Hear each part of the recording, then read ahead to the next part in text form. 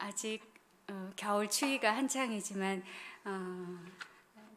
가끔 사층 카페 올라가면 저는 참 좋습니다. 카페 올라가면 하늘이 높은 하늘이 다 보이고요.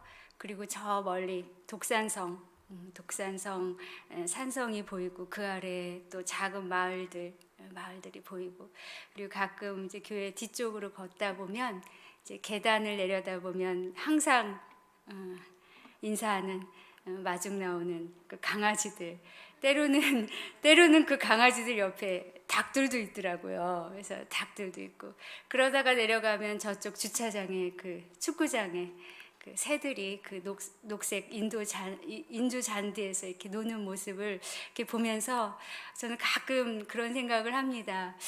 저 모든 생명들 안에 하나님이 만드신 저 아름다운 모습 뒤에 얼마나 많은 저 모습대로의 이야기를 갖고 있을까? 어떤 이야기가 반드시 있을 것 같은, 있겠지요. 저는 모르지만, 그래서 그 이야기들이 무엇일까 한 번씩 이렇게 묻곤 하거든요. 근데 오늘 이제 본문을 보면서 이 모든 피조물, 창조 세계 이후 또 타락 이후에 이 모든 피조물이 완전함과 온전함, 그 구속함을 기다리며 존재한다는 말씀이 너무너무 놀랍고 새로운 말씀으로 여러분과 나누고 싶었습니다. 생명의 이치소, 그쵸? 특히 사람, 이 인생의 고통의 문제 또 이해하기 너무너무 힘들죠. 하나님의 자녀인데, 하나님의 자녀이면 상속자이면 하나님의 유산을 받는 사람이죠. 근데 그 축복에 고난이 언급되어 있습니다. 그래서 이 축복 속에 있는 고난, 정말 때때로 받아들이기 쉽지 않은 큰 묵상거리입니다. 오늘 본문 17절에서 보면 성경은 분명히 말씀합니다. 하나님의 자녀이면 하나님의 상속자. 그럼 하나님의 상속자이면 그리스도, 그렇죠? 하나님의 독생자 그리스도와 함께 고난과 영광을 받는 것이라고 말씀합니다.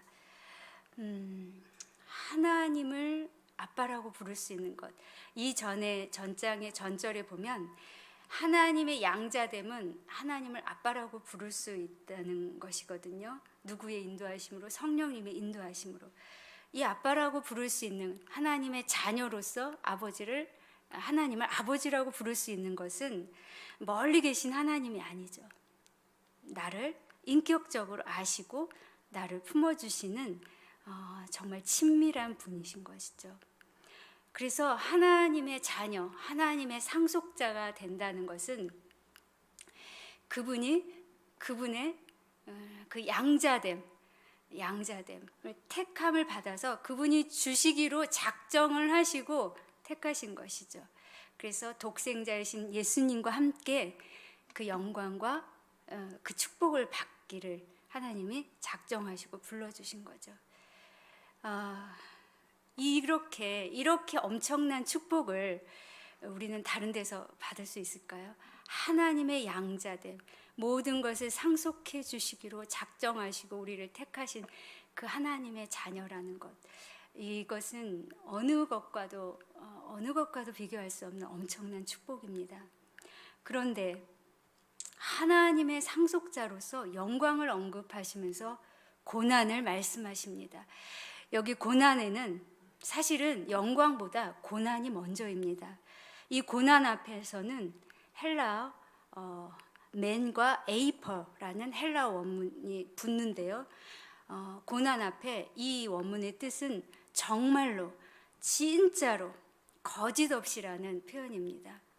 그 말뜻은 정말로 네가 하나님의 자녀이고 상속자이면 정말로 진짜로 고난을 받는다는 것입니다. 이 고난은 피할 수 없는 것이라는 겁니다. 고난은 성도에게 필수라는 것입니다. 그러면 왜 고난을 겪을 수밖에 없을까요? 여러 가지 이유로 고난은 우리에게 찾아옵니다. 고난은 그 여러 가지 이유들 중에 우리의 죄로부터, 또 사단으로부터, 또 하나님으로부터 오지요. 첫째로 우리의 죄성으로부터 옵니다.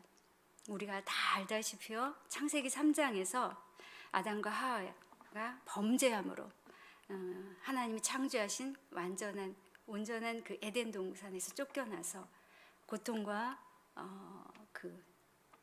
죄와 고통과 죽음을 경험하면서 살아가게 되는 그런 존재로 이제 바뀌었죠. 그래서 로마서 5장 12절에 보면, 그러므로 한 사람으로 말미암아 죄가 세상에 들어오고 죄로 말미암아 사망이 들어왔나니 이와 같이 모든 사람이 죄를 지었으므로 사망이 모든 사람에게 이르렀느니라 라고 말씀하십니다. 그리고 그 원죄로 인한 깨어진 하나님과의 그 온전한 관계, 하나님과의 온전한 관계가 깨어진 상태에서 우리의 마음과 몸도 끊임없이 갈등 관계에 있는 거죠. 그래서 바울은 로마서 7장 18절에서 이렇게 말씀합니다.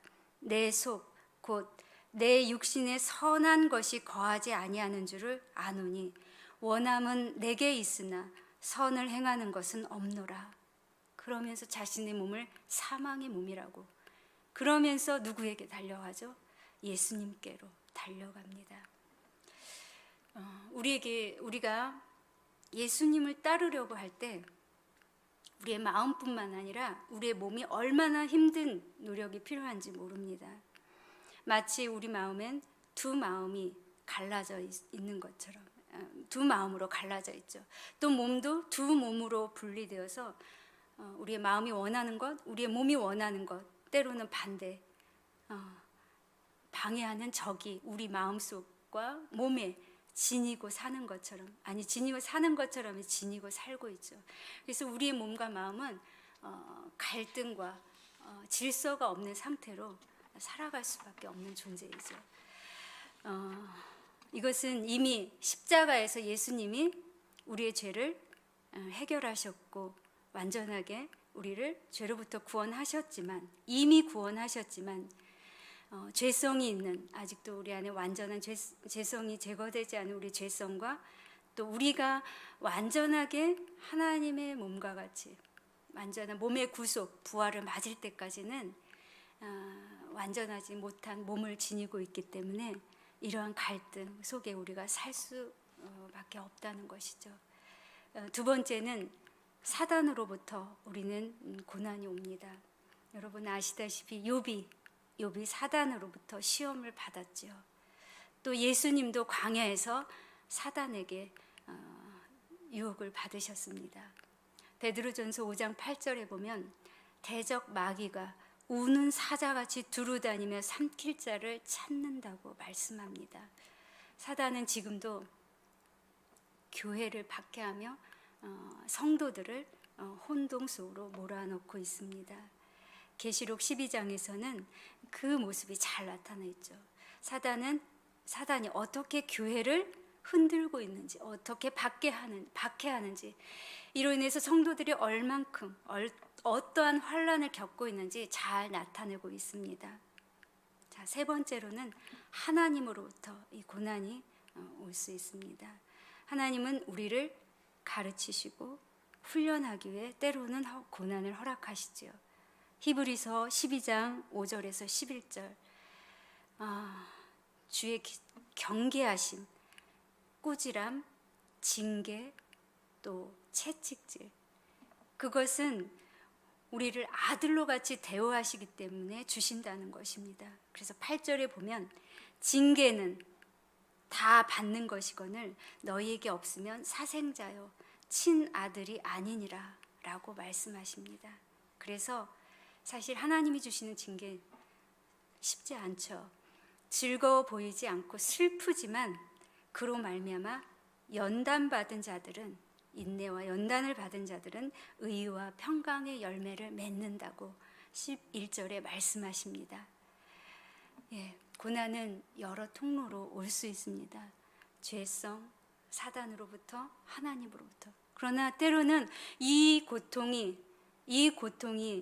어디서부터 오는지 우리는 알 수 없을 때가 사실은 더 많습니다. 그래서 알 수 없는 이 고난의 비밀을 다 온전히 알 수 없어서 더 고통 중에 있는 혼동 속에 있는 우리. 그러나 그 어떤 고난이라도 사실은 하나님의 주권 아래 있는 것입니다. 어떠한 고난도 내 잘못, 내 죄로부터 혹은 사단으로부터 또 하나님이 직접 내리시는 징계이든 그 모든 고난에 결국은 그 주권은 하나님 아래에 있는 것입니다. 이것을 믿는 것 또한 은혜입니다. 예, 저는 대가족 속에서 살았습니다. 저는 저 형제 자매는 9남매입니다. 예, 아무도 놀라시지 않는데요. 예, 딸이 7에 이제 아들 2입니다. 좀 상상이 대충 어떻게 스토리가 전개될지 이해 가시죠? 딸 2에 아니 아들 2에 딸 7. 예. 예, 계속 이제 아들을 원하시면서 낳는데 사실은 셋째로 오빠가 계신데 어렸을 때 이제 사고로 실명을 이제 당하셔서 어렸을 때부터 이제 서울로 이제 맹학교로 가시게 되고 이제 그 뒤부터 딸 주구장창 나신 겁니다. 그래서 제 막내 남동생까지 이제 9남매까지 두시게 되었는데 예, 참 모든 부모님들이 그러시지만 참 자녀들 때문에 고생 많이 하셨습니다. 사실은 지금도 고생을 하시는데 특히 저 때문에 고생을 많이 하시는데 그래서 근데 그 힘든 삶 속에서도 물론 저희 때문에 많이 힘드셨죠. 그런데도 또 살아야 되는 이유가 자녀들 때문에 사셨다는 말씀을 많이 하시곤 하셨습니다. 그래서 해산의 고통이 있음에도 불구하고 또 낳고 그렇게 9을 이제 출산하셔서 키우셨는데 이 창조자가 만드신 이 피조물, 그 완전한 나를 기다리는 피조물의 한탄, 그 고난을 사실 이 성경 본문 로마서에서 보면 이 산고의 고통으로 표현을 합니다. 어머니가 아이를 품고 출산하고 또 키우는, 물론 출산의 고통이죠. 그것은 우리가 상상할 수 없는 것이죠. 우리 집사님도 권사님들 다 출산의 경험을 하셨는데 근육이 다 늘어진다 그러죠. 근육이 다 늘어지고 뼈 마디마디가 이렇게 있었다면 이게 이렇게 다 이렇게 벌어진다고 그럽니다. 이제 우리 권사님 끄덕끄덕 하시는데 이 뼈 마디가 이렇게 다 벌어진다고 하면 그 벌어진 상태에서 이제 아이를 이제 밖으로 출산을 하게 되는 거죠. 네, 그 고통 사실은 죽음의 문턱까지 가는 고통이라고 말씀들 하시죠. 이것이 이 로마서에서 말씀하신 피조물이 구원을 기다리는 그 탄식 속에 있는 고난을 이 비유에 빗대어 말씀하고 있습니다. 예수님의 십자가는 사실 이 고난의 정점을 훨씬 뛰어넘는 고통을 경험하셨죠. 그분은 정말 죽으셨죠. 정말 죽으셨고 그리고 그 죽음 뒤에 부활을 생명을 주신 것이죠. 성경의 수많은 사람들, 특별히 이 로마서를 쓴 바울 자신과 로마 시대의 로마 교회들, 그 당시의 그리스도인들은 사실 상상하지 못할 정도로 핍박과 박해를 받았습니다. 질병과 배고픔과 그리고 죽임까지 당하는 그런 핍박을 받았지요. 하나님이 택하시고 출애굽했던 이스라엘 백성들은 어떻습니까? 여러 가지로 이유로 고난을 받았습니다. 그들은 하나님께 불순종함으로 때로는 하나님의 훈련과 징계하심으로 예루살렘에서 고난을 받았죠. 예루살렘 성이 다 황폐하는 것을 보았고 예루살렘에서 죽임을 당했고 또 포로로 아수르에서 바벨론에서 페르시아에서 또 때로는 로마에서 세계 각지에서 흩어져서 고향 예루살렘을 보면서 울었던 사람들이 이스라엘 백성들입니다. 돌아갈 수 없는 고향을 향해서 울었던 그 많은 사람들, 사실 포로 귀환 때 돌아간 사람들보다 타향에서 예루살렘을 보면서 죽었던 사람들이 훨씬 더 많았습니다. 히브리서의 많은 믿음의 선진들, 우리 11장 믿음장 아시죠? 거기에 보면 그들의 약속을 하나님께 받았지만 그 당대에 약속을 받지 못했다는 표현이 나옵니다. 약속을 이루는 것을 그때 보지 못했지만 완전한 하나님의 나라, 본향, 그곳에서 이루어지는 완전한 약속을 믿고 외국인과 나그네처럼 살았다고 말씀합니다. 이 땅에서 고난과 함께 하늘나라에 대한 소망을 품고 살았던 것입니다. 우리 자신을 한번 돌아보면 좋겠습니다. 이 땅에서 잘 사는 것 너무너무 중요합니다. 그러나 우리의 궁극적인 행복, 우리의 궁극적인 영광은 우리를 지으신 하나님, 그 원래 지으셨던 그 창조 태초의 우리의 모습, 하나님의 형상을 따라 하나님과 완전한 친밀한 관계를 누렸던 그 형상을 회복하고 그 하나님과 친밀한 관계를 맺는 것, 그 안으로 들어가는 것이 사실은 우리의 궁극적인 행복이고 영광입니다. 우리는 그걸 아직 다 모르죠. 제가 아프가니스탄에 있었을 때 만났던 형제 이야기를 드리고 싶습니다. 그 형제는 젊은 청년이었습니다. 그런데 결혼을 아프가니스탄은 일찍 하거든요. 그 형제는 무슬림이었어요. 아주 신실한 무슬림이었는데 기독교로 개종을 했습니다. 아내도 있고 아이들도 많았습니다. 그런데 그 개종 사실을 아내나 아이들한테 말할 수 없었죠. 말하지 않고 아프가니스탄에 있는 칸다하르 지역입니다. 칸다하르 지역에 있는 지하 교회를 섬기는 형제였습니다. 자신이 기독교로 개종했다는 사실이 누군가에게 알려지면 사실은 직장을 잃을 뿐만 아니라 자신의 목숨, 또 자기 가족의 그 전원의 목숨을 위협받는, 죽을지도 모르는 그런 위협 속에서 살았습니다. 그러나 예수님을 믿게 된 은혜가 얼마나 감사하고 좋은지 그걸 지하교회를 섬기는 일을 쉬지 않았습니다. 그러면서 늘 고백하기를 나처럼 내 그 친척이죠. 친척, 그분들이 나처럼 예수님을 믿었으면 좋겠다. 그 소망을 붙잡고 있는 그 형제. 그러면서 그 형제가 줄곧 울었던 모습을 왜냐하면 그 소망이 있지만 사실 삶은 힘들었죠. 모든 것을 비밀로 하고 항상 죽음의 위협 속에 살았기 때문에 힘든 것은 표현을 감출 수가 없었으며 그 형제는 말할 때마다 감사하고 좋지만 가족들 생각하며 또 자신의 그 이 암담한 현실을 보면서 항상 촉촉하게 눈물이 젖어 있었습니다. 저는 지금도 그 형제를 생각하면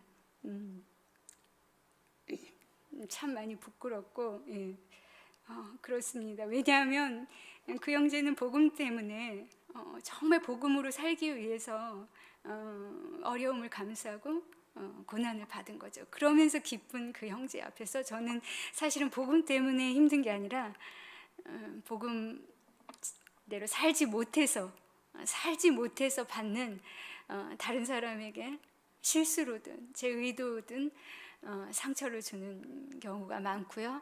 또 본이 되지 못하는 경우가 많았기 때문에 늘 부끄럽고 지금도 생각하면 늘 부끄러운 마음뿐입니다. 세계 곳곳에는 아직도 하나님을 믿는다는 믿음 때문에 어려움을 당하는 사람들이 아주 많습니다. 먼 이야기 같지요. 그러나 너무너무 많습니다. 대한민국에 사는 우리는 적어도 목숨의 위협을 받는 그런 박해는 없습니다. 슬프게도 오히려 하나님을 잘 믿지 못하기 때문에 오히려 비웃음이 되는 일이 더 많지요. 요즘은 더 절실합니다. 교회가 교회답지 못하기 때문에 하나님을 잘 믿지 못하기 때문에 받는 그러한 비웃음이 더 많은 시대에 살고 있습니다. 하나님이 원하시는 것보다 하나님을 믿는다는 그 믿음보다 사람들이 좋게 여기는 것을 쫓아갑니다. 세상의 가치관을 거슬러 하나님께로 가기보다는 안주하고 따라가기 사실은 바쁩니다.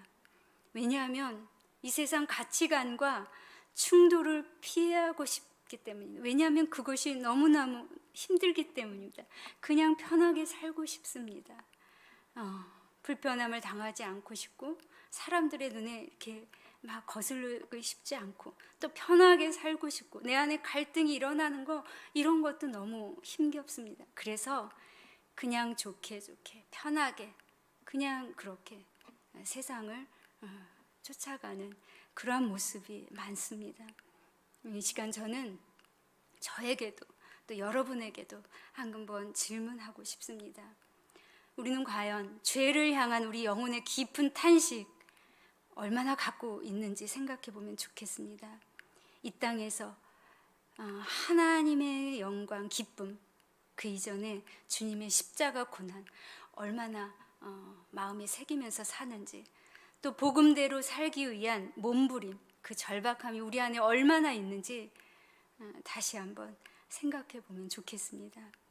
세상보다 못되게 살아서 비난을 받는 것이 아니라 세상을 넘어선 하나님을 너무 참되고 진실하게 믿고 살아서 세상이 감당하지 못하는 저 사람, 그것 때문에 박해를 받는 그런 우리가 될 수는 없을까요? 저는 디모데후서 3장 12절 말씀을 다시 한번 떠올리면서 묵상해 보면 좋겠습니다. 무릇 그리스도 예수 안에서 경건하게 살고자 하는 자는 박해를 받으리라. 만약 우리 마음속에서 또 우리 몸 밖에서 아무런 탄식이나 갈등이나 고통의 울림이 없다면 내가 정말 예수님을 믿으며 그분을 따르기로, 정말 그분을 진실하게 믿기로 살 작정한 사람인가, 그것을 위해서 내가 달려가는 사람인가, 곰곰이 깊이 묵상해 보면 좋겠습니다. 그러면 이 고난, 예수님으로 인한, 예수님과 함께하는 고난, 이것을 이길 힘은 과연 무엇일까요? 그리스도와 함께하는 영광입니다. 영광이 우리가 소망하기 때문입니다. 18절에서 현재의 고난은 장차 나타날 영광과 비교할 수 없다고 말씀하고 있습니다.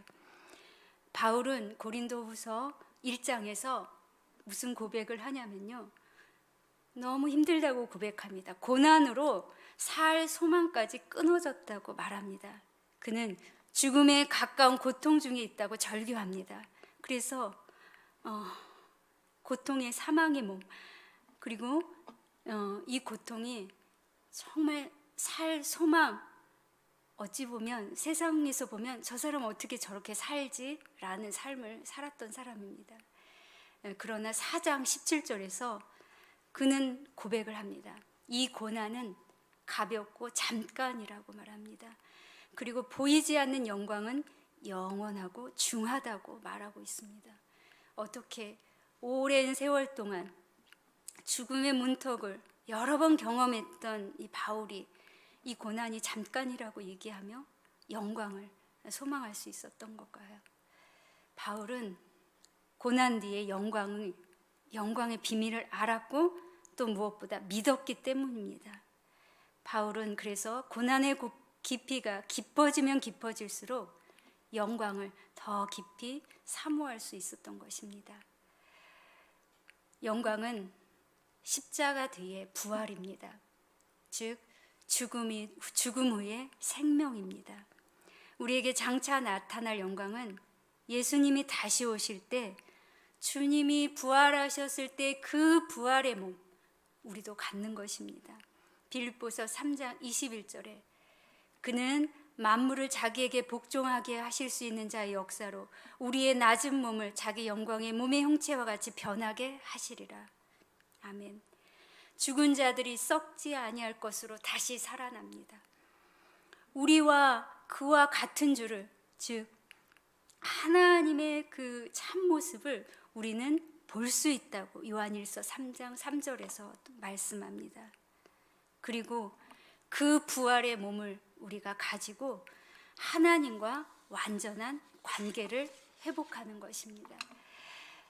하나님과의 완전한 관계. 우리는 성경을 읽습니다.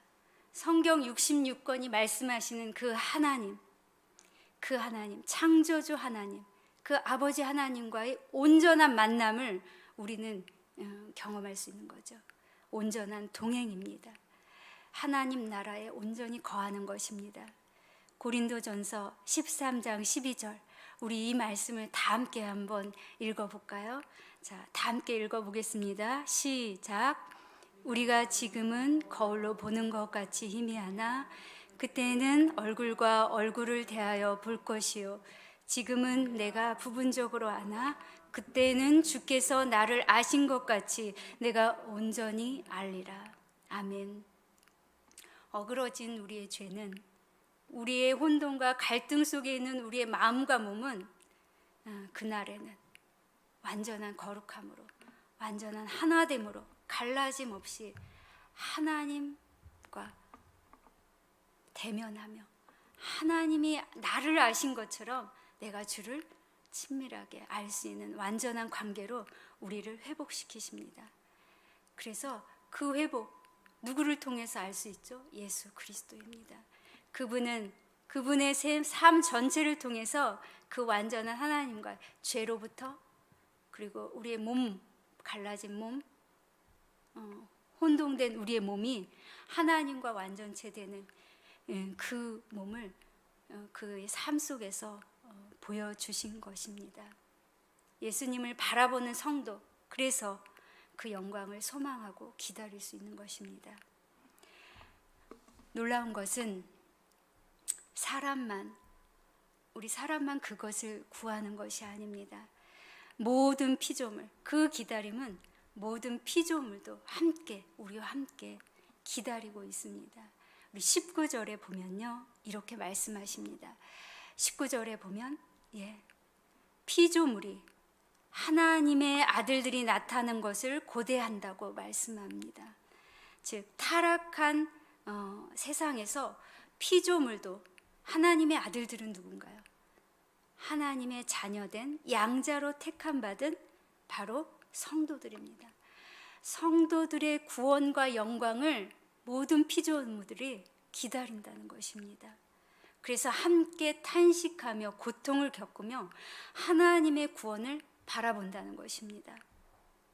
22절에 보면 이 영광을 바라보며 성도만 고난을 당하는 것이 아니라, 그래서 모든 피조물도 우리와 함께 탄식하며 고통 가운데 있다고 말씀합니다.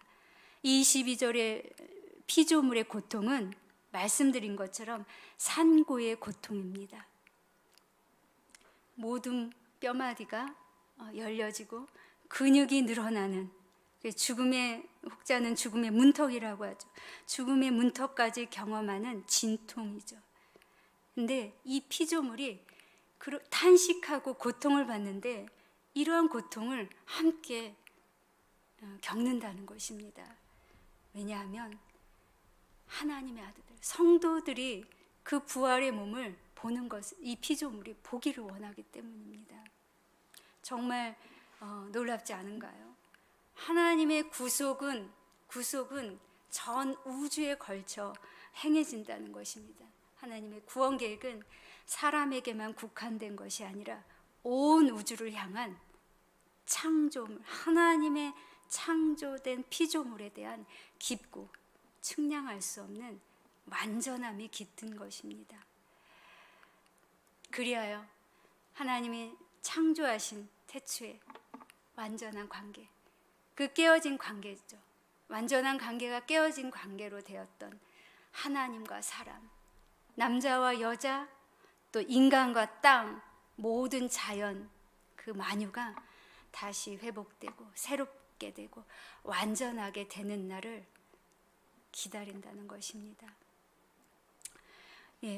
말씀을 정리하며 맺습니다. 때때로 우리는 우리가 상상하지 못하는 일들이 일어납니다. 나에게 어떻게 이런 일이, 저 사람에게 어떻게 저런 일이, 또 그리고 그 고난이 어디로부터 왔는지 모를 때가 많습니다. 하나님, 이게 내가 어떻게 잘못해서인 걸까요? 아니면 사단이 나를 어렵게 하는 건가요? 아니면 하나님이 나를 채찍질 하시면서 하나님의 사람으로 좀 더 바르게 세우시기 위해서 주시는 건가요? 사실 우리는 잘 모릅니다. 그래서 더 힘들 수도 있습니다. 중요한 것은 그 모든 고난 중에 하나님이 함께 하신다는 것입니다. 왜냐하면 하나님은 우리를 양자로 선택하시고 불러주셨을 때 이미 그것을 이기실 힘을 주셨고 우리와 함께 하시는 분이시기 때문입니다. 왜냐하면 예수님을 통해서 모든 걸 보여주셨고 그 예수님을 통해서 우리 안에 살아계신 그 성령님을 주셨기 때문입니다. 그래서 다시 한번 특별히 고난이 올 때마다 이 고난, 예수님의 고난과 깊이 연결시켜서 생각해 보면 좋겠습니다. 고난은 정말로 진짜로 나에게 있을 수밖에 없는 것입니다. 그리고 그 고난대에는 정말로 진짜로 영광도 오는 것입니다. 그래서 죄와 싸우는 몸부림이 더 많아졌으면 좋겠습니다. 수많은 믿음의 사람들이 이 길을 걸었던 그 길, 성경을 읽으면서 나에게 적용시키고 힘을 내면 좋겠습니다. 그리고 무엇보다 이건 정말 꼭 여러분에게 드리고 싶은 말씀입니다. 하나님의 구원의 그 넓은 것 우린 다 알 수 없지만 하나님이 한 사람 한 사람 얼마나 사랑하시는지, 그리고 하나님이 지으신 들풀 하나하나, 들꽃 하나하나, 거기에도 하나님의 온전한 사랑이 깃들여 있는 것, 그래서 하나하나가 하나님의 그 완전한 창조세계, 하나님의 완전한 구속, 그 몸의 구속, 그것을 기다린다는 것을 마음속으로, 우리 영혼 속으로 자꾸 보면 좋겠습니다. 그러면 우리가 세상을 보는 마음, 또 사람을 보는 마음, 또 자연을 대하는 마음 조금 더 너그럽고 조금 더 깊게 하나님의 마음으로 다가갈 수 있지 않을까 생각해 보게 됩니다. 우리 다 함께 찬송가 487장을 함께 부르시면서 다시 한번 우리 인생의 고난과 영광, 하나님의 주권과 우리 주님의 영광과 고난을 생각하면서 이 찬양 함께 부르도록 하겠습니다.